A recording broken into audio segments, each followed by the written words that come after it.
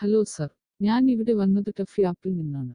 ഈ ആപ്ലിക്കേഷനിൽ അധ്യാപക ഹാജർ എങ്ങനെ അടയാളപ്പെടുത്താമെന്ന് ഞങ്ങൾ പഠിക്കും. ശരി, നമുക്ക് ആരംഭിക്കാം. ആപ്ലിക്കേഷന്റെ ഡാഷ്ബോർഡ് തുറക്കുക. സ്റ്റാഫ് ഹാജർ ഐക്കണിൽ ക്ലിക്ക് ചെയ്യുക. ഇവിടെ ആപ്ലിക്കേഷൻ നിങ്ങളുടെ അധ്യാപക പട്ടിക കാണിക്കും. സ്റ്റാഫ് ഹാജർ കാഴ്ച വിദ്യാർത്ഥികളുടെ ഹാജർ നിലക്ക് തുല്യമാണ്. എന്നാൽ സ്റ്റാഫ് ഹാജർ നിലയിൽ ചില മാറ്റങ്ങൾ ഇവിടെയുണ്ട്.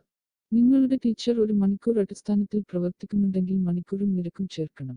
ആപ്ലിക്കേഷൻ ടീച്ചറുടെ കാർഡിൽ സ്ഥിരസ്ഥിതി നിരക്ക് കാണിക്കും. ആദ്യ ഓപ്ഷൻ പെയ്ഡ് ലീവ് ആണ്.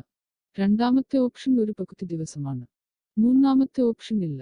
അവസാന ഓപ്ഷൻ നിലവിലുണ്ട്. നിങ്ങൾ ഈ ഓപ്ഷനുകളിൽ ക്ലിക്ക് ചെയ്യുമ്പോൾ ഹാജർ ദിന അന്തിമ ശമ്പളം സജ്ജമാക്കും. നിങ്ങൾ അധ്യാപകരുടെ ശമ്പളം ചേർക്കുമ്പോൾ ഇത് നിങ്ങളെ സഹായിക്കും. ഇത് ഹാജർ റിപ്പോർട്ടിലും കാണിക്കും. ലഭ്യമാണെങ്കിൽ നിങ്ങൾക്ക് കിഴിവ് തുകയും ബോണസ് തുകയും ചേർക്കാം. ഏതെങ്കിലും ഡാറ്റ മാറ്റിയ ശേഷം ഹാജർ നിലയിൽ ക്ലിക്ക് ചെയ്യണം. ഞാൻ ആദ്യം ഹാജർ അടയാളപ്പെടുത്തുകയും ഡാറ്റ മാറ്റുകയും ചെയ്യുന്നതുപോലെ ഇത് ഡാറ്റാബേസിൽ സംഭരിക്കില്ല. നിങ്ങൾ ഡാറ്റയിൽ മാറ്റം വരുത്തുമ്പോൾ ഹാജർ നിലയിൽ ക്ലിക്ക് ചെയ്യണം. ഇവിടെ ഞാൻ നിങ്ങളെ കാണിക്കുന്നു. അതിനാൽ ഇതെല്ലാം അധ്യാപക ഹാജർ സംബന്ധിച്ചാണ്. അധ്യാപക ഹാജർ എങ്ങനെ അടയാളപ്പെടുത്താമെന്ന് ഞങ്ങൾ ഇവിടെ പഠിച്ചു. ഈ വീഡിയോ കണ്ടതിന് നന്ദി.